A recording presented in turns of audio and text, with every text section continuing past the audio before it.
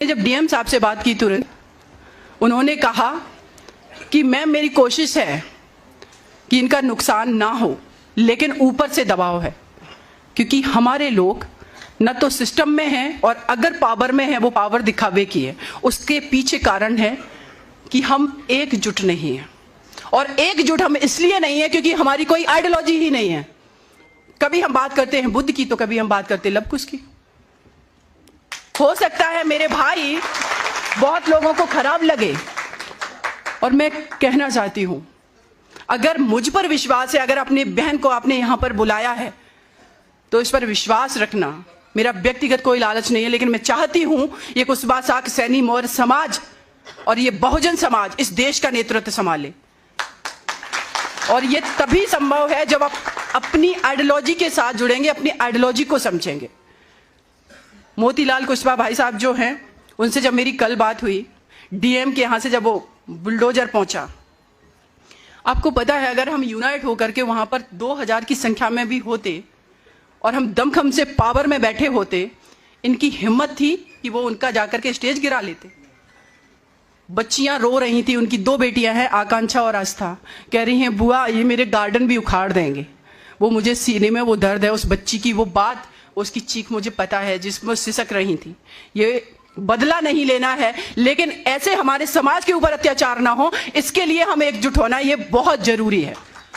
और ये एकजुटता बिना शिक्षित हुए, बिना जागरूक हुए, बिना एकजुट हुए और बिना एक दूसरे का सहयोग किए संभव नहीं है।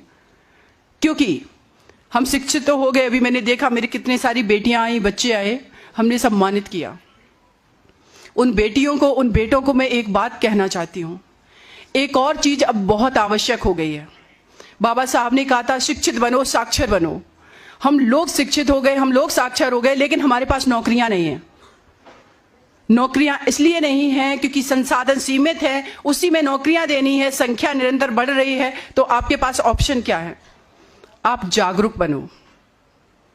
शिक्षित तो मैं भी थी, और शिक्षित बहुत सारे इस देश में वकील भी हैं। मेरे एरिया में मेरे बाद बहुत सारी बेटियों ने भी एलएलबी की है। लेकिन अगर मैं जागरूक नहीं होती, अगर मुझे एक्सपोजर नहीं मिलता, अगर मेरे पास जो 10th 12th ग्रेजुएशन या एलएलबी का जो डिग्री थी, वो डिग्री मात्र से सीमा सुप्रीम कोर्ट में पहुंच करके निर्भया के अपराधियों को फांसी नहीं दिला पाई। वो फांसी इसलिए दिला पाई क्योंकि मैं समाज से लड़ी, मैं सिस्टम से लड़ी। जैसे कि मेरे सिविल जज भाई ने अभी बताया ना कि दीदी ने इतने लोगों को पीटा। मैं क्यों पीटूंगी भाई किसी को?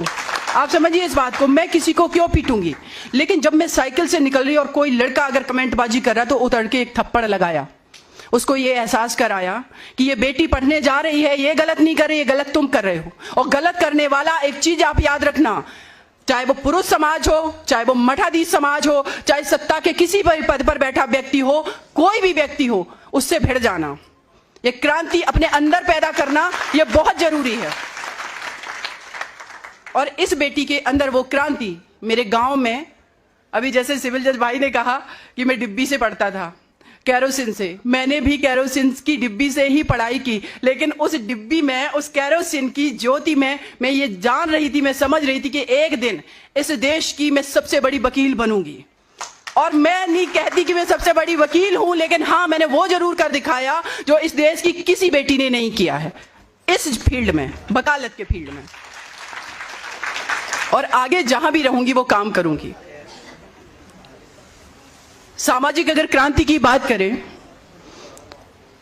इस देश के अंदर जिस तरीके से जातियों में इस देश को बांट दिया गया, बहुजन आबादी को 6776 जातियां, 1989 से पहले इन जातियों में ना कोई विधायक बना था, ना कोई सांसद बना था। इसका श्रेय आप लोग किसको देना चाहेंगे? मैं किसी आज पॉलिटिकल व्यक्ति की बात नहीं कर रही हूं, मैं एक सामाजिक मसीहा की बात कर रही हूं। ये श्रेय जाता है मानवर साहब कांसीराम जी को, उनके आंदोलन को, उसके वजह से, क्योंकि उन्होंने जब मंडल कमीशन की बात आई, मंडल कमीशन, बीपी मंडल की हम भले ही बात कर लें, बीपी मंडल के जो उनके नाम से बना, वीपी सिंह की बात करें, उनका शासनकाल था, वो प्रधानमंत्री थे। अगर महानवर साहब जी ने वो आंदोलन नहीं किए होते, अगर बाबा साहब ने ओबीसी के लिए आर्टिकल 340 का प्रावधान संविधान में नहीं किया होता, आप ये 27% रिजर्वेशन ले नहीं पाते। वो रिजर्वेशन आपको बाबा साहब के वजह से मिला। वो रिजर्वेशन मानवर साहब के खून पसीने की कमाई से गलियों में घूम करके इस ओबीसी, एससी, एसटी, माइनॉरिटी पूरे समाज को एकजुट कर दिया उन्होंने, तब जाकर के आपके अधिकार की बात हुई। और जैसे ही हम लोग थोड़े से बिखरे, ये बहुजन आबादी थोड़ी सी अलग हुई, जो पॉलिटिकल पार्टियां पहले से सत्ता में बैठी थी, उनको लगा कि इस देश की तो बहुजन आबादी एकजुट हो रही है, मानवर साहब कांसीराम जी ने कर क्या दिया? उन्होंने क्या किया? अपने लोगों को लालच देना शुरू किया। आइए आपको हम डमी मिनिस्टर बनाएंगे। डमी मिनिस्टर का आप ये मंत्री हैं, ये सांसद हैं, लेकिन आपका लेटर पैड उन मुखियाओं के हाथ में रहेगा जो पार्टी चला रहे हैं, और आपको पता भी नहीं रहेगा आपके लेटर हेड पर आपके सिग्नेचर से काम उनके होते हैं, ना कि हमारे। ये इस शासन सत्ता की रियलिटी है। मैं बहुत छोटे से गांव से आती हूं, लेकिन मेरा संघर्ष, मेरे पिताजी भी मुखिया थे, मेरे पापा भी किसी पॉलिटिकल पार्टी से बिलोंग करते थे, लेकिन ये अपना संघर्ष करते करते मैं बहुत सारी चीजों को समझ पाई कि हमारे लोगों के लिए काम क्यों नहीं हो पाता। उसका कारण ये है क्योंकि हम यूनाइट नहीं हैं।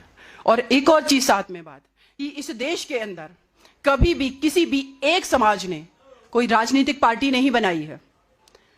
आप सामाजिक रूप से एकत्रित होकर के सामाजिक संगठन चला सकते हैं, लेकिन अगर आपको राजनीतिक भागीदारी सुनिश्चित करनी है, अगर राजनीतिक भागीदारी चाहिए, तो आपको अपने समाज के साथ उस समाज को जोड़ना होगा जो समाज आपके साथ तन मन धन से जुड़ सकता है, जो आपकी आइडियोलॉजी के साथ जुड़ सकता है।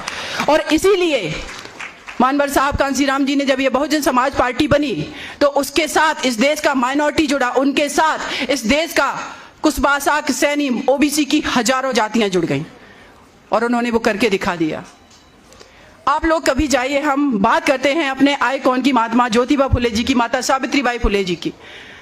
पूरे भारत की मैं बात कर रही हूं। अगर सबसे अच्छा स्टैचू कहीं बना है तो आप लोगों को देखना है ना, तो जितने मेरे भाई गए हैं लखनऊ में परिवर्तन चौक के पास, आप अंबेडकर पार्क में चले जाइए, बीचों बीच बहन सुश्री कुमारी मायावती जी ने किसकी मूर्ति बनवाई है? महात्मा ज्योतिबा फुले, सामाजिक क्रांति के दूत की। क्योंकि हमारे हिस्ट्री है, हमारा इतिहास है, हमारे आइकॉन है, लेकिन वो कौन लगा रहा है? जब हमारी आइडियोलॉजी का नेता सत्ता में बैठ रहा है। अब सोचिए, हम आज बात कर रहे हैं कि हमारे बच्चे पढ़ गए लेकिन नौकरियां नहीं हैं। उत्तर प्रदेश में बहुजन समाज पार्टी की पहली बार सरकार बनी, बहन जी ने 64,000 ओबीसी की बैकलॉग की नौकरियों